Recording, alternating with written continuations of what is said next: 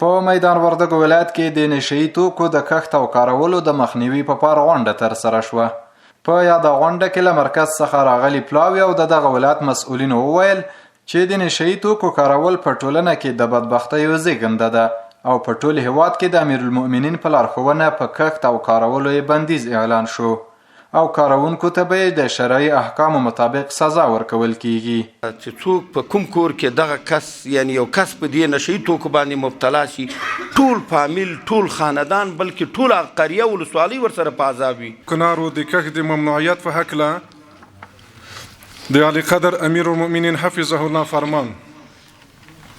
ټولو هیوادوالو ته خبر ورکول کیږي چې دغه فرمان د صدور د نیټې څخه وروسته په افغانستان کې د کوکنارو کښت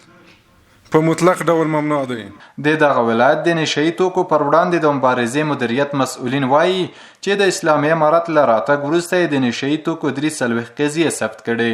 او د یاد ولایت د معتادینو په 40 بستریز روغتون کې شاوخوا 800 په نشه روږدو کسانو درملنه کړې. د نشهیي توکو پر وړاندې د مبارزې مدیریت له فتح وروسته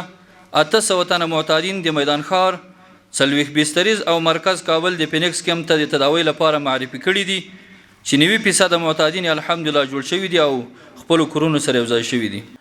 په دغه غونډه کې مسؤلینو زیاته کړه چې په میدان وردګو ولایت کې به د سوالګرو راټولولو لړۍ پیل کړي او د میاشتنۍ عاشې د ورکړې ترڅنګ به کاري زمینه هم ورته برابره کړي.